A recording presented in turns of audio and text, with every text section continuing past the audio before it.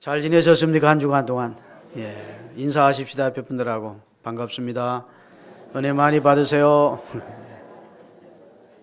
같은 교회 다녀도 모르시는 분들이 꽤 있을 겁니다. 교회 생활 아주 기관 활동 잘하지 않으면 옆에 앉은 분들이 낯설은 분들이면 더 반갑게 인사를 하셔야 됩니다. 저희 반갑습니다. 다시 한번.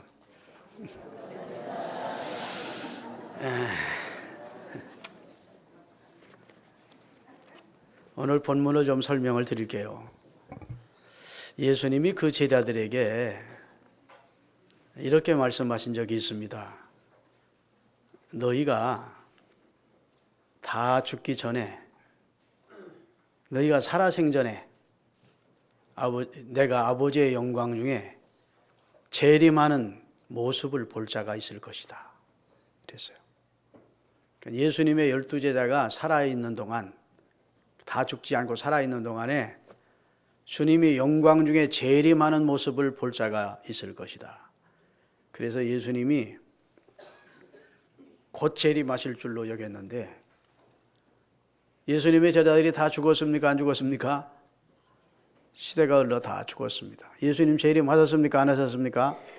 안 하셨습니다. 그러면 예수님 말씀이 틀린 거 아니냐? 오늘 본문 바로 직전에 예수님이 하신 말씀이에요. 너희 중에 인자가 아버지의 영광으로 이 땅에 다시 재림하는 그 모습을 볼 자가 있다. 그랬거든요. 근데 그 모습을 엿새 후에 보여주십니다. 오늘 본문은 엿새 후에 예수께서 제자 12를 데리고 가신 것이 아니라 그들 가운데 세 사람, 베드로와 요한, 야고보를 데리시고 이스라엘 북쪽에 있는 헐몬산이라고 하는 높은 산이 있는데 그 산으로 올라가신 겁니다. 등산 가신 것이 아니고 세 제자에게 특별 체험을 해 주셔서 예수님께서 영광 중에 재림하시는 때의 그 모습을 보여주시기 위하여 주님이 그 헐몬산 꼭대기에서 변형이 되신 겁니다. 갑자기 그 모습이 변형이 되시더니 그 얼굴이 해같이 빛나고 그 옷이 빛같이 휘어지는 놀라운 황홀한 체험을 세 제자가 하게 된 겁니다. 그런데 이미 세상을 떠서 천국에 가 있어야 될 엘리야도 모세도 나타나서, 물론 혼으로 나타난 거겠죠. 환상 중에 나타나서 예수님과 이야기를 하는 겁니다. 그러니까 이 세자들이 너무너무 황홀한 체험을 한 것이지요. 그래서 이 황홀한 체험을 한 제자 가운데 베드로가 주님 여기 있는 게 좋습니다. 산 밑에 내려가 봐야 맨날 싸우고 찢고 그러고 미워하고 질투하고 하는 세상에 내려가지 말고 여기다 초막셋을 짓고 여기서 살았으면 좋겠습니다. 주님이 허락하시면 여기다 예수님 주님을 위해서 하나 집도 짓고 모세를 위해서도 집 하나 짓고 엘리야를 위해서도 집을 하나 짓고 여기서 살기를 원합니다. 그랬더니 갑자기 빛난 구름이 그 황홀지경에 있는 예수님과 모세와 엘리야가 있는 지역을 확 덮는 겁니다. 그러더니 구름 속에서 소리가 나기를 이는 내 사랑하는 아들이요 내 기뻐하는 자니 너희는 예수님의 말씀만 들어라. 그 소리가 너무도 우렁차고 두려운 음성이었기 때문에 세 제자가 엎드려져서 죽은 자같이 되었다는 겁니다. 예수님이 다가오시더니 다시 본래 모습인 우리 같은 모습으로 돌아오셔서 제자들을 툭툭 치시면서 두려워 말라, 일어나가라. 그래서 일어나 보았더니 모세와 엘리야는 온데간데 없고 예수님만 남았더라 하는 그 내용이 오늘 본문의 핵심 내용이에요. 자, 여러분, 모세가 아무리 훌륭한 하나님의 사람이지만 엘리야가 훌륭한 대선지자이지만 예수님과 동급일 수 있습니까? 어림도 없죠. 그들은 피조물이고 예수님은 성자 하나님으로 창조자시라고요. 그러니까 그분이 아무리 훌륭해도 그분들이 예수님과 동격일 수가 없다고요. 그래서 하나님께서 그들을 일깨워 주시기를 이는 내 사랑하는 아들이고 예수는 내 사랑하는 아들이고 내 기뻐하는 자니 너희는 저의 말에 귀를 기울이며 살라. 이렇게 일깨워 주셨다는 내용이에요. 믿습니까? 여러분, 우리가 이 땅 위에 사는 삶은 늘 선택의 연속의 삶입니다. 부단히 선택해야 되는 그런 선택의 기로에 우리가 설 때가 많이 있다고요. 그런데 우리가 그 선택을 할 때 대부분은 자기 경험에 의지해서 혹은 자기 이익을 추구하면서 선택을 합니다. 또 자기가 알고 있는 상식과 지식이라, 그 다음에 내가 선택하기 가장 곤란한 입장이면 주변 사람들의 조언을 들어가면서 이제 선택을 하는 겁니다. 그런데 성경은 그렇게 선택하거나 그렇게 행동을 결정하면 안 된다는 겁니다. 할렐루야. 위에서 들리는 하나님의 말씀에 귀를 기울여야 된다는 겁니다. 하나님께서 성령으로 감동해서 주신 하나님의 말씀인 성경의 기준에서 선택해야 된다는 겁니다. 할렐루야.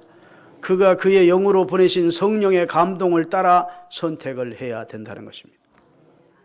내 지식이나 내 경험이나 내 이익을 쫓아서 주변 사람들의 어드바이스를 받아가면서 선택을 하면 결국은 그 선택은 실패할 수밖에 없고 내게 행복을 줄 수 없다는 것입니다. 그러기에 너희는 저의 말에 귀를 기울이며 살라고 주님께서 우리에게 일깨워 주신 줄로 믿습니다. 사람은 살아가면서 사실은 선택의 기로에 계속 서죠. 차라리 어렸을 때에는 선택을 안 합니다. 부모님들이 다 선택해 주는 거예요. 옷도 부모님들이 선택해 주고 학교도 부모님들이 선택해 주고. 근데 성인이 되면 스스로 자기가 선택해야 되는 그런 자리에 서게 되고, 또 성인 스스로는 선택할 수 있는 그런 입장에 있는 사람이 이제 성인이라고 할 수 있습니다. 배우자를 선택하기도 하고 해야 되고, 그다음에 직업을 선택하기도 하고 사업을 선택하기도 하고, 사회를 살면서 내가 이 모임에 들 것인가 말 것인가, 사회생활에 우리가 수많은 선택의 기로에 서게 되는 것입니다. 근데 이 선택 중에 어느 것 하나도 중요하지 않은 게 없다고요. 옛날 광고 가운데 순간의 선택이 10년을 좌우합니다, 그런 광고가 있었어요. 근데 사실은 순간의 선택이 10년만 좌우하는 것이 아니라 그 사람의 일생과 운명을 좌우하는 선택이 많이 있습니다. 그렇죠?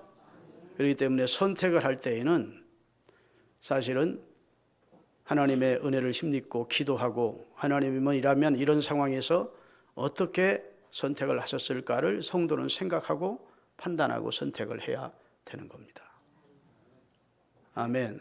왜냐하면 내 선택이 내 일생을 행복하게 할 수도 있고, 복되고 승리의 삶으로 명예롭게 할 수도 있고, 내가 지금 선택한 선택이 잘못되면 명예도, 물질적인 손실도, 건강도 다 잃게 되고, 손에 말할 수 없는 손실과 불행을 가져올 수도 있기 때문에 우리가 어떤 선택의 기로에 서게 될 때에는 사실은 그리스도인은 기도해야 합니다. 그리고 하나님의 말씀을 통해서, 하나님의 말씀이란 나침판을 통해서 판가름하고 결정을 해야 만년이 가도 천년이 가도 후회함이 없는 그 길로 우리가 선택하게 되고 복을 받게 되는 줄로 믿으시기를 주의 이름으로 축원합니다. 우리가 선택을 바로 하고자 하지만 사실은 우리 인간이 병든 상태라고요. 영적으로 보면 우리는 한 치의 앞도 내다볼 수 없는 존재들입니다. 아무리 그가 대통령이고 뭐 장관이고 국회의원이고 해도 누구도 사람은 한 치의 앞을 못 봅니다. 그렇죠? 그리고 우리 타락된 존재이기 때문에 아담과 하와를 처음 지어주셨을 때 그 모습으로 우리가 있질 않다고요. 아담과 하와가 범죄하는 순간 타락해서 우리 이성은 순수 이성, 건강한 이성이 아니라고요. 병들어 있다고요. 우리 이성이. 우리 양심도 순수 양심이 아니라고요. 병든 양심이라고. 아멘. 성경은 우리 자신이 시력을 잃은 상태래요. 눈먼 자래. 라오디게아 교회를 향해서 주님께서 너희들은 이미 눈이 멀었다 하니 안약을 사서 다시 발라 보게 하라. 그럼 라오디게아 교회들만 눈이 먼 상태가 아니면 인류가 눈이 멀었다는 겁니다. 영적으로. 할렐루야. 예수님은 오직 하면 당시 바리새인들이 유대인의 종교 지도자라는 사람들에게 너희는 소경이고 소경이 소경을 인도하는 꼴이라고 지적해 주신 적이 있습니다. 그러니까 우리 눈이 멀은 상태고 우리 판단력이 잘못되어 있고, 할렐루야. 그리고 우리 생각과 사고가 이미 고장나 있어요. 고장난 차와 같습니다. 그렇기 때문에 우리 이성이 변질되어 있고 고장나 있다는 사실을 인정하시는 여러분이 되시기를 바랍니다. 찬송가 가운데도 이 병든 마음을 고치려 이제 옵니다, 이렇게 우리가 찬송을 부르잖아요. 우리 병든 마음임을 우리가 인정하고 하나님 앞에 고쳐달라고 찬송하면서 기도를 하지 않습니까? 사랑하는 여러분, 우리의 마음은 이기적인 욕심과 미움과 시기와 죄악과 음란으로 가득 차 있는 상태로 자기 자신을 무슨 삶을 결정할 때 바로 결정할 수 있는 상태가 아니라고요.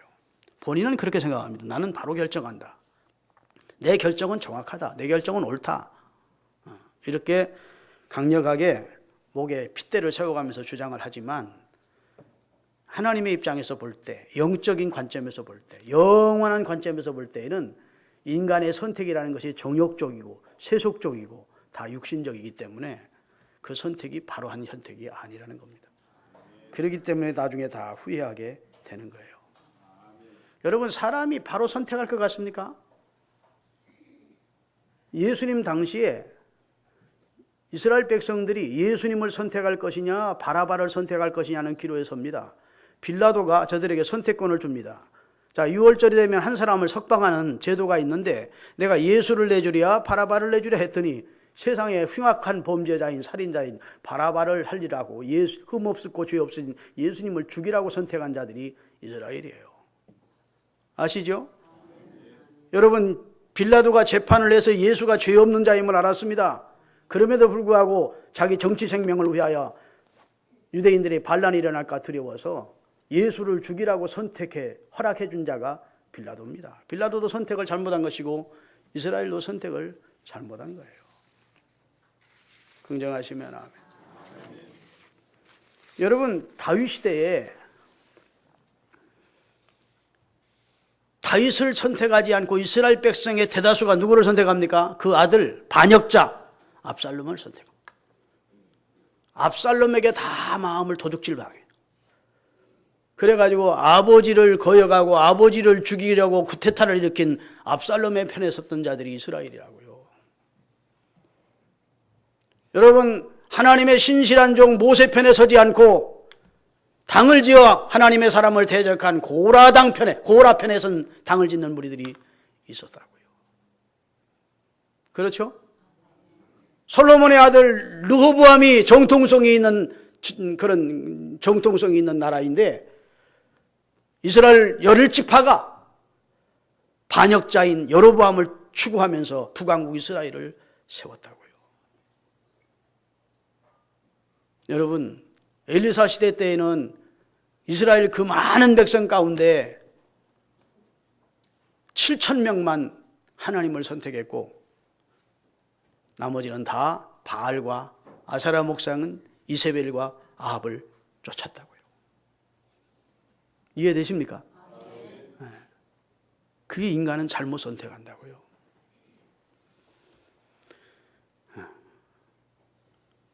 그래서 예수님이 너희 조상들이 패역한 짓을 하더니 너희도 그 길을 가는구나 하고 바리새인들을 향해서 주님이 책망한 적이 있습니다. 너희 조상이 하는 짓을 너희도 똑같이 한다.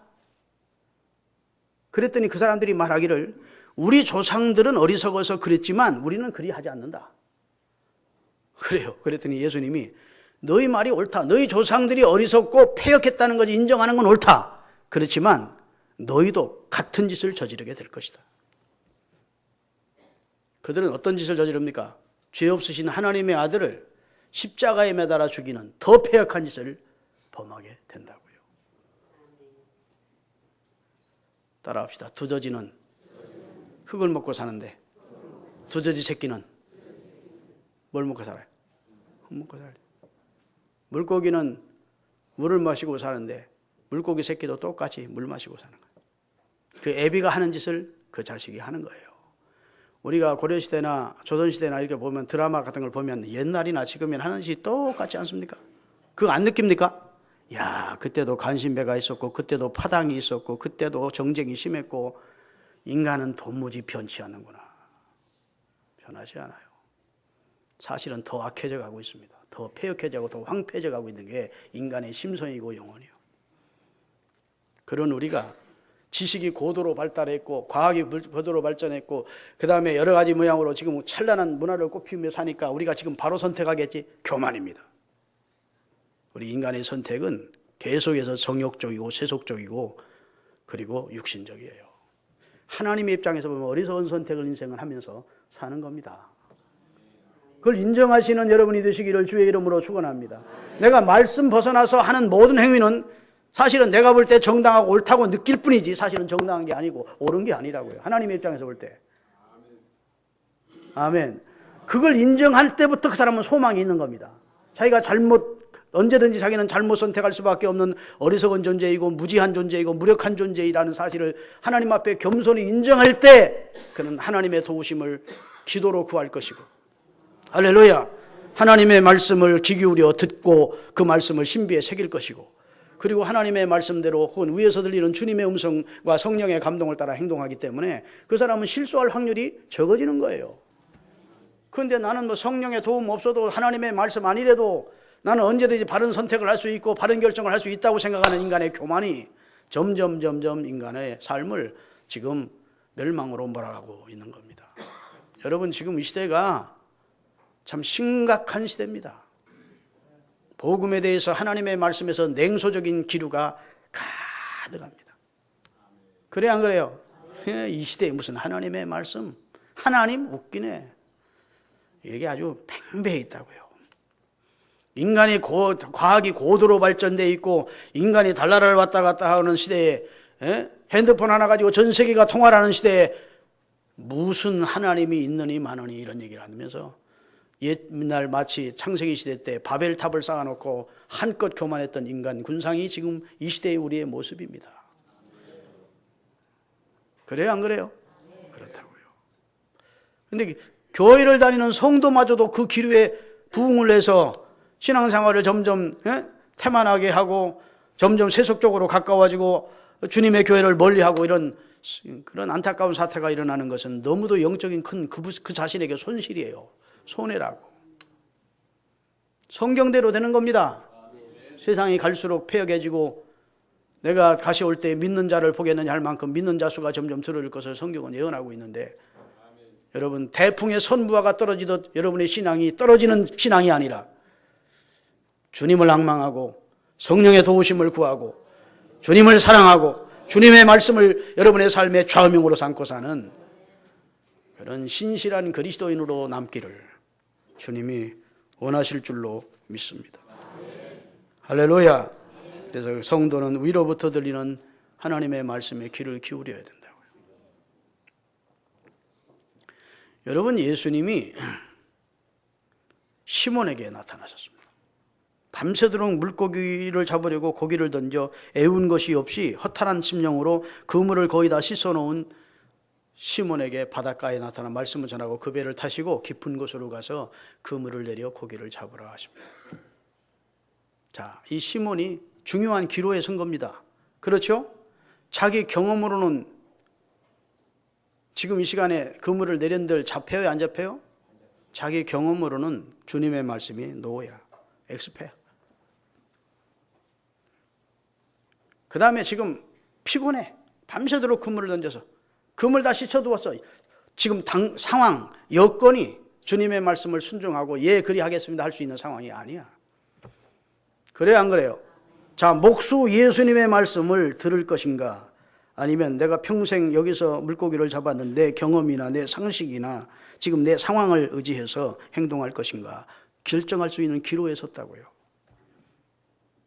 주님은 그에게 결단을 요구하십니다. 그때 베드로가 밤새도록 그물을 던져 애운 것이 없지만 주의 말씀에 의지하여 내가 그물을 내리겠습니다. 상황은 주님의 말씀을 순종할 수 있는 상황이 아니라는 겁니다. 여건이 지금 그런 상황이 아니라는 겁니다. 그래도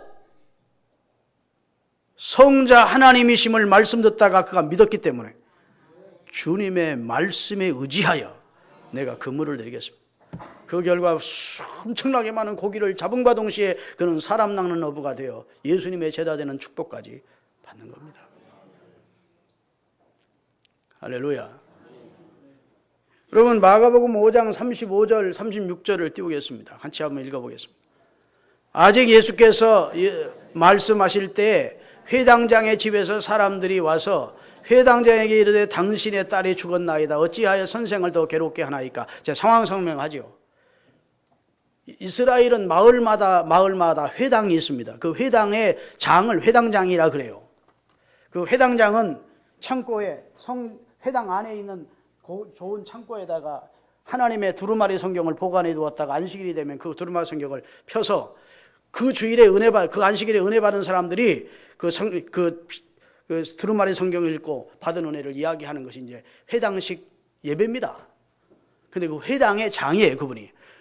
그 이름이 야이로라는 사람이었는데 딸이 병들어 거의 죽어가고 있었어요.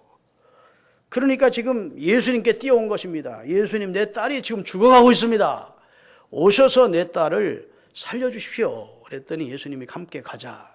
그리고 회당장의 집으로 가시는 중이었습니다. 그런데 예수님이 가시는 길에 사건이 하나 일어나요. 12회를 혈루증으로 앓던 여인이 많은 의원에게 많은 돈만 갖다 주었지 병은 더 중해졌던 차에 예수의 소문을 듣고 예수의 뒤로 와서 예수의 옷자락만 만져도 자기 유출병이 나을 줄로 믿는 한 여인이 있었습니다. 그 여인이 사람들을 비집고 예수님이 지금 회당장 지역으로 강하여 가고 있는데 옷자락에 손을 댄 거예요. 그 순간 몸에서 흐르던 유출병이 딱 낫는 것을 본인이 느꼈습니다.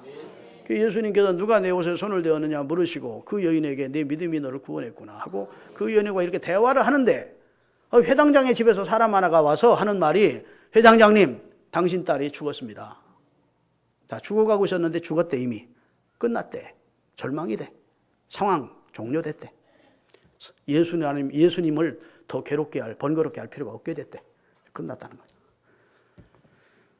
그때 여러분 회당장의 얼굴이 어땠을까요? 아마 너무너무 막 충격으로 아마 얼굴이 백지장같이 됐을 거예요. 결국은 내 딸이 죽었구나. 이제 끝났구나. 이런 상황을 주님이 이렇게 말씀하십니다. 따라하십니다. 두려워 말고 믿기만 해라. 자, 이 회당장도 기로에 선 겁니다. 내 딸은 죽었대. 죽었으면 이미 끝난 거야. 종료된 거야, 상황이. 이제는 끝이야. 절망이야. 그런데 이쪽에서 예수님은 두려워하지 말고 믿기만 해라. 나를 믿으라는 겁니다. 나는 부활이요 생명이라는 거야. 나는 죽은 자도 살릴 수 있다. 네 딸이 죽는 것이 아니라 잔다. 죽기는 죽었어요. 틀림없이 죽었는데 그걸 예수님은 자는 것으로 표현하십니다. 그리고 그 집에 들어가서 달리다굼 하시니까 딸아 일어나라, 소녀야 일어나라 하는 말씀에 그 아이가 살아 일어나는 역사가 나타난 거예요. 우리가 언제나 이 두 기로에 섭니다. 아이고 상황 종료됐다, 끝났다, 나는 절망이다. 거기에 귀를 기울이지 마시고 기도하고 하나님의 말씀을 묵상하고 주님이 주시는, 위로부터 주시는 말씀을 들어야 돼. 그러면 주님은 언제나 용기를 내가라. 상황이 끝난 게 아니란다. 내가 너와 함께한다. 나는 좋은 의복의 하나님이야. 나는 언제든 이 상황을 바꿀 수 있는 하나님이다. 그렇게 말씀해 주신다고. 근데 예수를 믿는다는 사람들이 자꾸 현 상황만 보는 겁니다. 그리고 입으로 죽었네, 끝났네, 안 되네, 불황이네, 죽겠네 이런 말을 자꾸 거침없이 내뱉는 거예요. 주님이 들으시면 참 속상한 말씀입니다. 왜 저럴까? 내가 저의 아버지인데. 아멘. 나는 전능한 하나님인데 저가 나를 믿는다면서 왜 그렇게 부정적인 말을 하고 믿음 없는 말을 할까? 그때만 예수님이 뭐라 하셨죠? 제자들에게 너희 믿음이 어디 있느냐? 도대체 믿느냐 그 말이에요. 진짜 믿는다면 네가 진짜 믿는 것이냐 그런 말입니다. 그 다음에 믿음이 조금만 하면 주님이 이 믿음이 적은 자들아 하고 안타까워하셨다. 할렐루야. 사랑하는 여러분, 위그립이라고 하는 성경 번역 선교사 가운데 베르나 메이라고 하는 사람이 있습니다. 이 사람이 하는 일은 뭐냐? 선교사는 선교사인데 아프리카나 브라질 같은 이 밀림 지역의 부족들에게 성경을 번역해서 갖다 주는 겁니다. 그리고 그 아프리카 밀림 지역에 가고자 하는 선교사님들을 자기 비행기에다 경비행기에 태워가지고 거기까지 옮겨주는 일을 하는 겁니다. 성경도 실으라주고 선교사님도 운송해주고. 중요한 일이죠. 중요한 일을 하는데 그가 이런 말을 해요. 나는 비행기 조종수를 배울 때 꼭 잊지 말고 기억해야 될, 지금 마음속에 간직해야 될 말이 하나 있다. 그건 조종수를 가르치는 사람이 베르나 메이시, 앞으로 비행기를 조종하게 될 때 당신 감각을 믿어서는 안 된다. 비행기가 남쪽으로 날아가고 있다고 당신 스스로는 생각할 때는, 그런데 남쪽이 아니라 실상은 북쪽으로 날아가는 상황이다. 당신은 비행기가 내려가고 있다고 생각할 때 상황에 본인은 감각이나 느낌이 그런 상황에는, 그래서 당신이 비행기가 내려가고 있다고 생각하면 안 된다는 거예요. 당신이 믿을 수 있는 건 앞에 있는 비행기 계기판만 믿으라는 거예요. 당신의 감각을 믿지 말고 앞에 있는 계기판만 믿어야 당신 목적지까지 운송도 하고 비행 조종에 성공할 수가 있다. 수많은 악천후 속에서 감각을 의지하면 내가 지금 비행기가 추락하는 것도 느껴지기도 하고 올라가는 것처럼 느껴지기도 할 것이고 내 방향이 지금 잘못된 것처럼 느껴지기도 할 것이고, 그런 감각에 의하면 당신 비행기는 추락한다. 앞에 있는 계기판만 믿어라. 거기만 바라보라. 아멘. 여러분, 우리가 지금 처해 있는 상황도 내 감각에 의지해서, 내 경험에 의지해서, 내 이익에 의지해서 수많은 사람들이 결정을 하는데, 여러분, 위에서 주신 하나님의 말씀인 성경이란 계기판을 통해서 여러분의 행동을 결정하셔야 된다는 것이 오늘 메시지예요. 성경이 왜 중요합니까? 위에서 들리는 말씀을 기록한 것이 성경이기 때문에. 예수님이 왜 귀한 분입니까? 위에서 오신 분으로서 위에 있는 말씀을 우리에게 들려주신 분이기 때문에 예수님이 귀한 분이에요. 할렐루야. 여러분, 절대로 여러분의 감각을 의지해서 인생을 살지 않기를 주의 이름으로 축원합니다. 이 내용만 좀 드리고 말씀을 마치겠습니다.